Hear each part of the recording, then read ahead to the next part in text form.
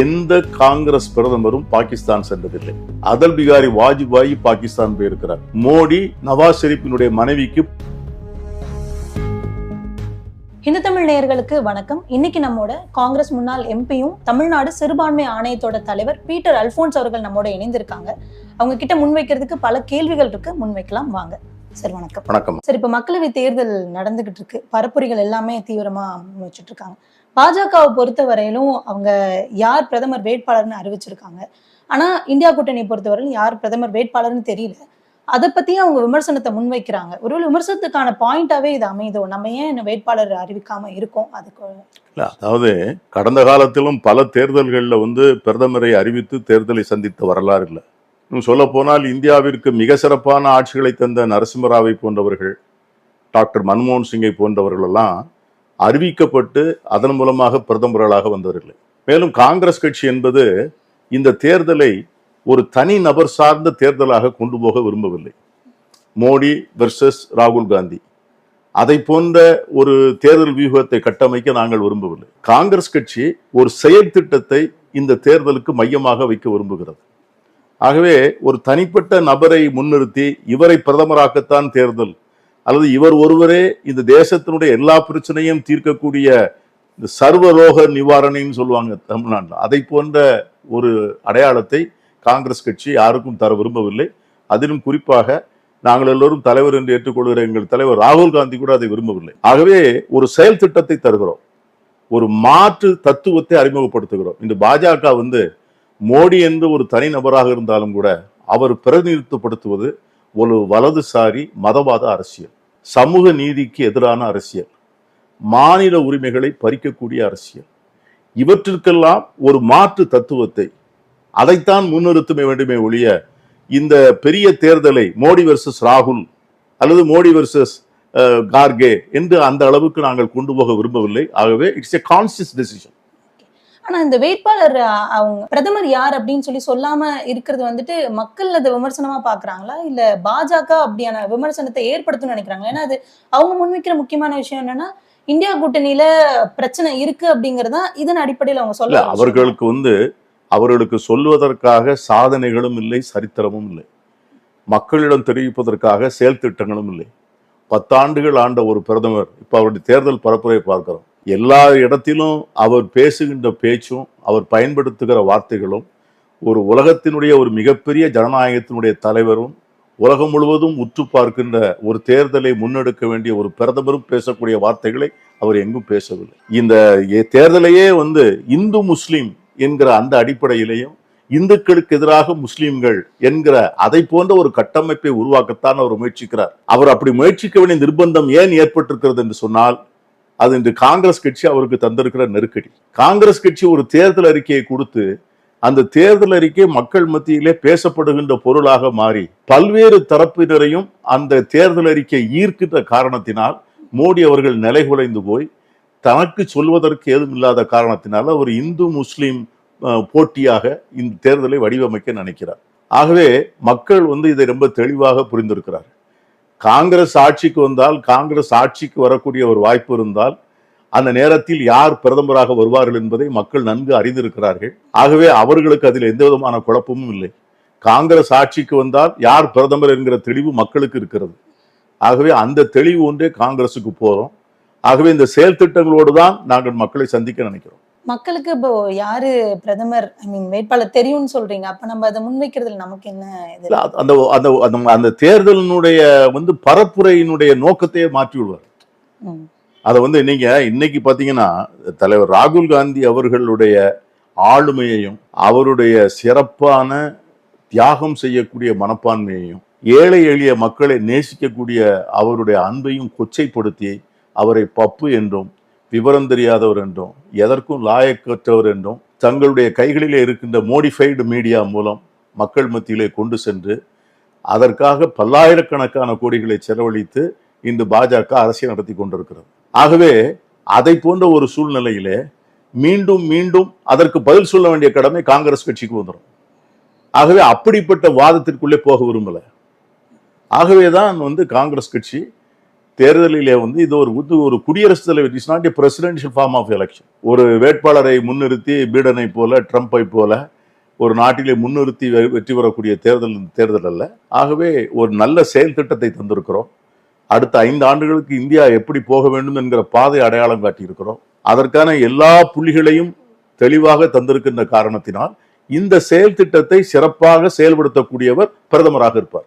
சரி, இப்போ பாகிஸ்தானோட முன்னாள் அமைச்சர் ஒருவர் வந்து ராகுல் காந்தி அவங்க பேசின ஒரு வீடியோ வந்து போட்டு ஒரு பதிவு போட்டிருந்தாரு, புகழ்ந்து பதிவு போட்டிருந்தாரு. இப்போ மோடி அவர்களோட கூற்று என்னவா இருக்கு அப்படின்னா, பாகிஸ்தானோட ஆதரவு வந்துட்டு காங்கிரஸ்க்கு இருக்கு அப்படின்னு சொல்றாங்க. பாகிஸ்தானோட சீடரா காங்கிரஸ் இங்க இருக்குங்கிற குற்றச்சாட்டை வைக்கிறாங்க. நீங்க எப்படி பாக்குறீங்க? அதாவது கடந்த 40 ஆண்டுகளில் எந்த காங்கிரஸ் பிரதமரும் பாகிஸ்தான் சென்றதில்லை. அடல் பிகாரி வாஜ்பாய் பாகிஸ்தான் போயிருக்கிறார். மோடி நவாஸ் ஷெரீப்பினுடைய மனைவிக்கு பட்டு சேலை எடுத்துக்கொண்டு போயிருக்கிறார். ஆனால் காங்கிரஸ் கட்சியினுடைய பிரதமர்கள் எந்த காலத்திலும் இந்தியாவினுடைய மானத்தை தரம் தாழ்ந்து விற்றதில்லை. பாகிஸ்தானை 2 முறை வென்றவர்கள் காங்கிரஸ் கட்சியினுடைய பிரதமர்கள். லால் பகதூர் சாஸ்திரியுடைய காலத்திலும் அன்னை இந்திரா காந்தியுடைய காலத்திலும் பாகிஸ்தானை 2 முறை யுத்த களத்திலே தோற்கடித்து வெற்றி கொடி நாட்டிய பிரதமர்கள் காங்கிரஸ் பிரதமர்கள். பாகிஸ்தானையே 2ஆக துண்டாடி உலகத்தினுடைய முதல் முறையாக இந்தியாவிற்கு 2 புறமும் இருக்கின்ற பூகோளத்தை மாற்றி அமைத்த பெருமை இந்திரா காந்திக்கு தான் உண்டு. அந்த இந்திரா காந்தியை தான் வந்து துர்கா என்று வாய் நிறைய பாராட்டினார் அடல் பிகாரி வாஜ்பாய்.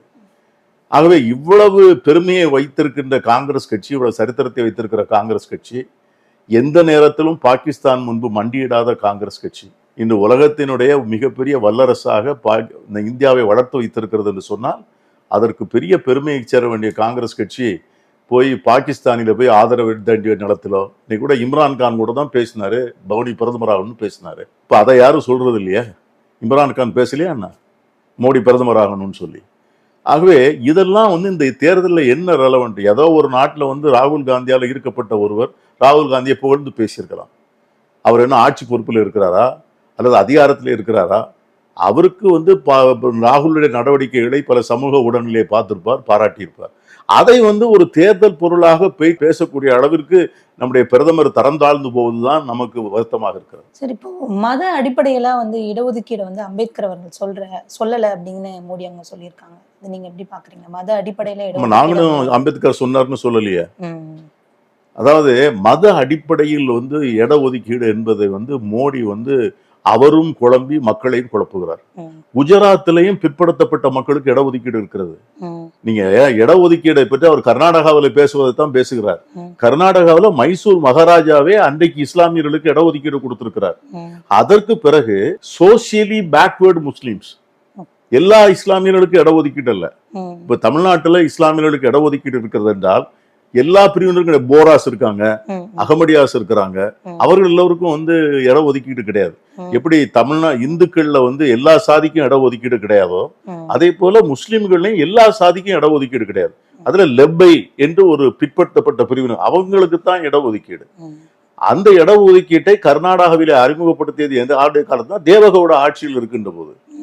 ஆகவே இதை மோடி என்ன செய்கிறார் என்றால் ஏதாவது வந்து முஸ்லிம்களையும் காங்கிரஸையும் ஒன்றிணைக்க வேண்டும். அப்போ குஜராத்ல எப்படி நீங்க கொடுத்தீங்க?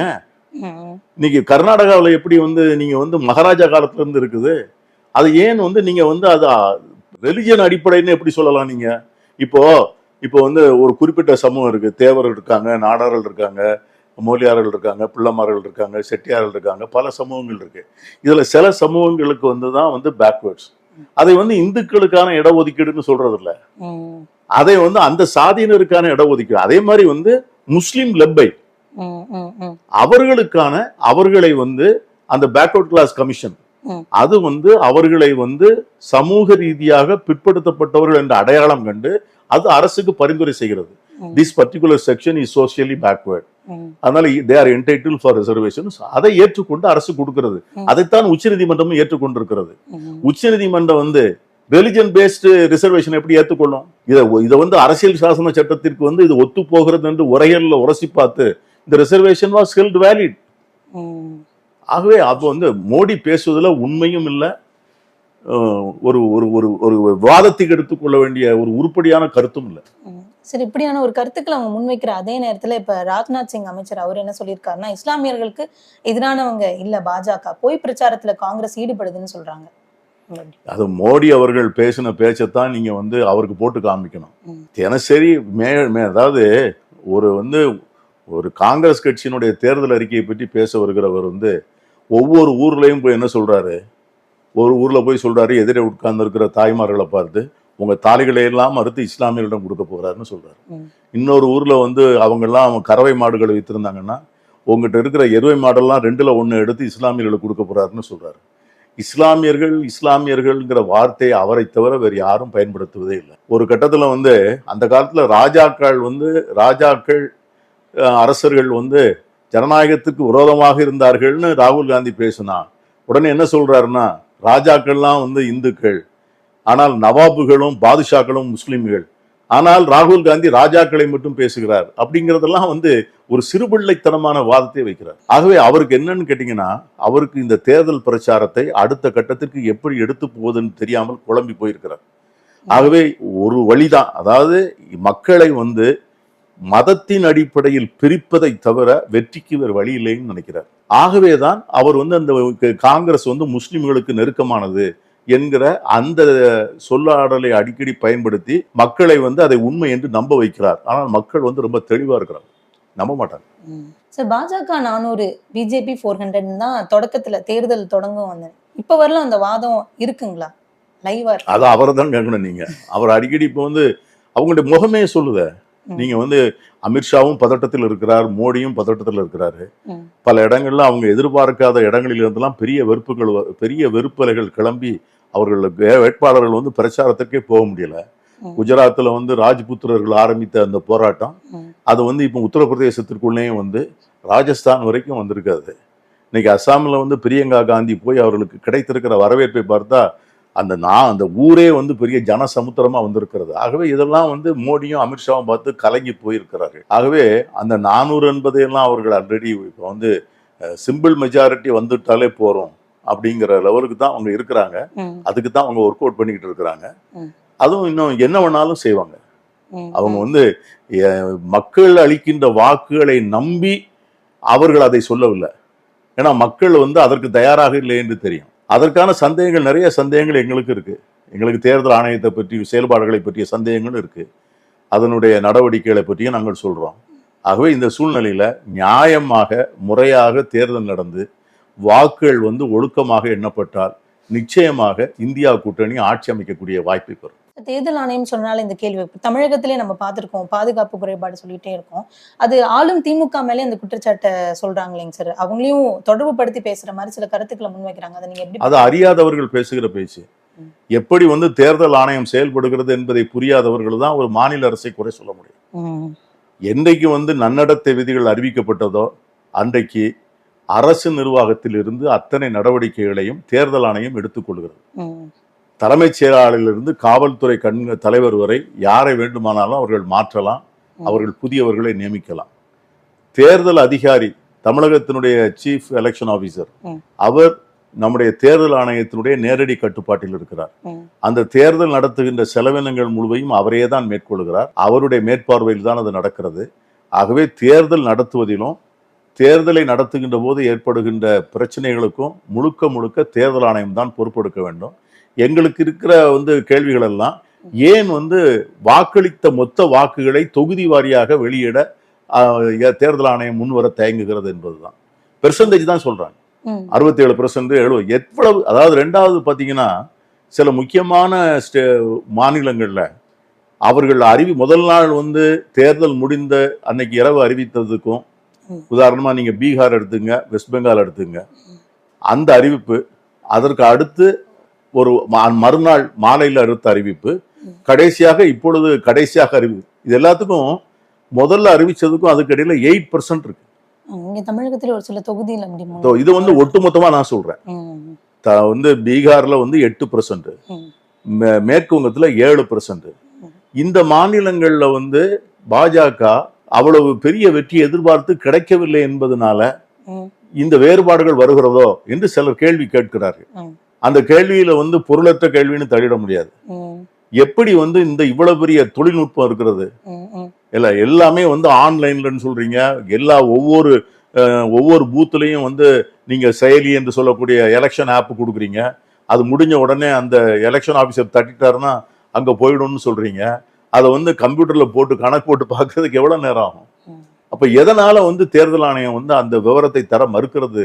அந்த கேள்வி இன்னும் இருந்து கொண்டே இருக்கிறது. சரி, இப்போ ராகுல் காந்தி அவங்க வயநாட்டுல ஏற்கனவே வாக்குப்பதிவு வாங்க இல்லாம நிறைவடைந்துச்சு. அமேதி தொகுதியில மீண்டும் ஒரு களமிறங்குவாருன்னு சொன்னாங்க. ஆனா அதுக்கு பதிலா ரேபரேலி தொகுதியில களமிறங்கி இருக்காங்க. மோடி அவர்கள் வந்துட்டு ராகுல் காந்தி அதீத பயத்துல இருக்காங்கங்கிற ஒரு ஸ்டேட்மெண்ட்டை இப்போ இந்த அனௌன்ஸ்மெண்ட் வந்ததுக்கு அப்புறம் சொல்லியிருக்காங்க. இதோட பின்னணி என்ன? இல்ல முதல்ல அவர் என்ன சொன்னாருன்னா, அவங்க வந்து கேரளால தான் நிப்பாரு, உத்தரப்பிரதேசத்துக்கு வரமாட்டாருன்னு சொன்னாரு. இப்போ உத்தரப்பிரதேசத்துக்கு வந்து தேர்தல் நின்ன உடனே அமைதியில நிக்கல அப்படின்னு சொல்றாரு. ரேபரேலி வந்து அன்னை சோனியா காந்தி அவர்கள் பல காலம் இருந்த தொகுதி. அதற்கு முன்னால் அன்னை இந்திரா காந்தி இருந்த தொகுதி. ஸோ அந்த குடும்பத்தினுடைய பாரம்பரியம் வந்து தொட்டு விட்டு அதை தொடர வேண்டுவதற்காக இன்னைக்கு ராகுல் காந்தி அதில் போட்டிருக்கிறாரு. உத்தரப்பிரதேசத்துல அமீதியும் ரேபரேலியும் அடுத்தடுத்த தொகுதி தான், ஒன்றும் பெரிய வேறுபாடு இல்லை. ஆகவே இன்னைக்கு வந்து உத்தரப்பிரதேசத்துல நிற்பதின் மூலமாக வட இந்திய மாநில மக்களுக்கு ஒரு செய்தியை காங்கிரஸ் சொல்ல விரும்புகிறது. காங்கிரஸ் வந்து இந்த தேர்தலை வந்து ரொம்ப சீரியஸா எடுத்திருக்கு. இதுல வந்து வட இந்திய மாநிலங்கள்ல வந்து காங்கிரஸ் கட்சியினுடைய இருப்பை உணர்த்தவும், அதனுடைய செயல்பாடுகளை விஸ்தரிக்கவும், அதன் மூலமாக அந்த தரப்பு மக்களுக்கு காங்கிரஸ் அளித்துள்ள வாக்குறுதிகளுடைய பயன் கிடைப்பதற்காகவும் இந்த போட்டியிலே ராகுல் காந்தி இறங்குகிறார் என்கிற செய்தியை சொல்லியிருக்கிறது. ஆகவே அதுல ஒன்றும் இது வழக்கமாக 2 தொகுதிகளில பல காலம் பல பிரதமர்கள் நின்ற இடங்கள் தான். அதுல வந்து அன்னை இந்திரா காந்தி அவர்கள் நின்றிருக்கிறார்கள், இன்னைக்கு ராகுல் காந்தி நிற்கிறார். அதுல ஒன்றும் மோடி சொல்லக்கூடிய அளவுக்கு அதுல ஒரு பெரிய செய்தி ஒன்றும் இல்லை. அமைதியுமே பாரம்பரியமான தொகுதி தான். ஆமா, அதுக்கு வந்து நீங்க வந்து உடனே இப்ப பிரியங்கா என்ன சொல்லுவீங்க? உடனே சொல்லுவாங்க அவர் அக்கா அங்க நிக்கிறாங்க, அண்ணன் எங்க நிக்கிறாரு, தங்கை எங்க நிக்குதுன்னு சொல்லுவாரு. சோனியா காந்தி அம்மா வந்து 6 முறை 7 முறை பாராளுமன்றத்திற்கு தேர்தலில் போட்டி போட்டு வெற்றி பெற்று பாராளுமன்றம் சென்று வந்தவர். இப்பொழுது அவருடைய உடல்நிலை எல்லாருக்கும் தெரியும். அதனால அவர் மாநிலங்களவைக்கு வருகிறார். இந்த தேசத்தினுடைய பிரதமர் அதை கூட கொச்சைப்படுத்துகிறார். பாரு, அவங்களால தேர்தலில் போட்டி போட முடியல, அதனால் பின்வாசல் வழியாக. அப்போ வந்து மாநிலங்களவையே பின்வாசல்னு இந்த பிரதமர் சொல்றாரா? மாநிலங்களவையை வந்து கான்ஸ்டிடியூஷனல் கிரியேஷன் தானே, அரசியல் சாசன சட்டம் உருவாக்குன அவை தானே. அந்த அவையை வந்து புலக்கடை அல்லது பின்வாசல் என்று ஒரு பிரதமர் சொல்வது எவ்வளவு பெரிய அரசியல் அநாகரிகம். ஆனால் அவர் எதை பற்றியும் கவலைப்படல. அவருக்கு வேண்டியதெல்லாம் வந்து காங்கிரஸை கேவலப்படுத்த வேண்டும், காங்கிரஸ் தலைவர்களை கொச்சைப்படுத்த வேண்டும். அதனால் அவர் இப்படி பேசுகிறார். சார், இப்ப இந்த 2 தொகுதியில என்னைக்குதான் வேட்புமனு தாக்கலுக்கான கடைசி நாள்? இப்படி இறுதி நேரம் வரையிலும் வந்துட்டு இந்த வேட்பாளர் அறிவிப்பு வெளியாகாம இருக்கிறது வந்துட்டு மக்கள் மத்தியில் அது எப்படி போய் சேரும் நீங்க நினைக்கிறீங்க? அந்த இறுதி கட்டம் இங்கே வரலும் இங்கேயுமே நம்ம பார்த்துருக்கோம். ஏன்னா திருநெல்வேலி ஒரு சில தொகுதியில எல்லாமே அறிவிப்பு வெளியாகிறதுக்கு ரொம்பவே நேரம் எடுத்துச்சு. அதை நம்ம எப்படி பாக்குறது? மக்கள் இது எப்படி புரிஞ்சுக்குவாங்க? அதாவது மக்களுக்கு எல்லாம் குழப்பம் இல்லம்மா, நம்ம உங்களுக்கு கேள்வி கேட்கிற சில பத்திரிகையாளர்களுக்கு தான் அந்த குழப்பம் இருக்கு. இல்ல கடைசி வரலும் போகும்போது நம்மளுக்கே அப்படி என்ன உள்ள குழப்பம்? அதாவது அங்க யாரு போட்டியிடுவார்கள்னு மக்களுக்கு தெரியும். கேட்டீங்களா? ரெண்டாவது ஒரு தொகுதியில போய் வேட்பாளர்னு லாக்அப் ஆயிட்டா அதற்கு பிறகு மற்ற இடங்களுக்கு போய் பிரச்சாரம் செய்வது ரொம்ப கஷ்டமா இருக்கும். ரெண்டாவது எல்லா இடங்களையும் முடித்து விட்டு அங்க வந்தா தான் அதற்கு அந்த அவகாசம். அவர் வந்து இந்தியா முழுவதும் போகிறார். ஆகவே இன்னைக்கு வந்து பிரச்சாரம் என்ன, முதல் நாள்னா அப்ளிகேஷன் போட்டு அதுக்கு பிறகு ஒரு ஸ்க்ரூட்டினிக்கு அதெல்லாம் இருக்குல்ல. இப்போ வந்து இனிமே இருக்கிற நாட்களை வந்து உத்தரப்பிரதேசம் சென்ட்ரிக்கா ஆயிடுவாங்க. சரி, இப்ப இந்த சட்ட திருத்தத்தை வந்து நாங்க வெற்றி பெற்று ஆட்சிக்கு வந்தா நாங்க கொண்டு வருவோம் அப்படிங்கறத வெளிப்படையா சொல்லியிருந்தாங்க. இப்ப இதுக்கு காங்கிரஸ் சார்பா முக்கியமா ராகுல் காந்தி இதுக்கு எந்த எதிர்வனையும் ஆட்டல அப்படிங்கிற ஒரு விஷயத்த முன் வச்சிருந்தாங்க. நீங்க எப்படி பாக்குறீங்க? சிஏ பொறுத்தவரையிலும் காங்கிரஸோட முக்கியமான தலைவர்னு சொல்ற ராகுல் காந்தி ரியாக்ட் பண்ணாம இருக்கிறத வந்து நம்ம எப்படி புரிஞ்சுக்கிறது? இல்லையா, அது வந்து சிதம்பரம் வந்து கேட்டகரிக்கலா சொல்லிட்டாரு. அந்த எலெக்ஷன் மேனிஃபெஸ்டோ குழுவினுடைய தலைவராக இருக்கிற சிதம்பரம் வந்து அதை நிச்சயமா அந்த சட்டத்தை நாங்க வந்து ரத்து பண்ணிடுவோம். அதுல காங்கிரஸ் கட்சிக்கு ஒன்றும் குழப்பம் இல்லை. அந்த சிஏஏ சட்டத்தை வைத்திருக்கக்கூடிய அளவுக்கு வந்து காங்கிரஸ் கட்சி அடிப்படைவாத அரசியல் செய்யவும் இல்லை, அந்த சட்டத்தில் எந்த நியாயமும் இல்லை. அதனால சிஏஏ சட்டத்தை நிச்சயமாக இந்தியா கூட்டணி வாய்ப்பு கிடைத்தால் இந்தியா கூட்டணியில் இருக்கிற எல்லா கட்சிகளும் அதை வந்து எடுத்து விட வேண்டும் என்று சொல்லியிருக்கு. திராவிட முன்னேற்ற கழகம் மிக வலுவான உறுதிமொழி கொடுத்திருக்கு சிஏ சட்டத்தை. அது மாதிரி வந்து இந்தியா கூட்டணியில் இருக்கிற முக்கியமான கட்சிகள் அத்தனை கட்சிகளும், மார்க்சிய கம்யூனிஸ்ட் கட்சியாக இருந்தாலும் சரிதான், இந்திய கம்யூனிஸ்ட் கட்சியாக இருந்தாலும் சரிதான், சமாஜ்வாடி கட்சியாக இருந்தாலும் சரிதான், ஆர்ஜேடியாக இருந்தாலும் சரிதான், எல்லாருமே அந்த சட்டத்தை எடுத்து விடுவோம் என்று எங்களுக்கு அதில் வந்து ஒரு நிலைப்பாடு, ஒருமித்த நிலைப்பாடு இருக்கிறது. ஆகவே அதில் குழப்பம் தேவையில்லை. சார், எம்பி சீட் வாய்ப்பு மறுக்கப்பட்டதுக்கே வந்து நீங்க திமுக காரர் போல இருக்கீங்க, அதனால காங்கிரஸ்ல உள்ள வேண்டாம் அப்படிங்கிற மாதிரி கட்சிக்குள்ளேயே அப்படி சொன்னதா சொல்றாங்க. அதாவது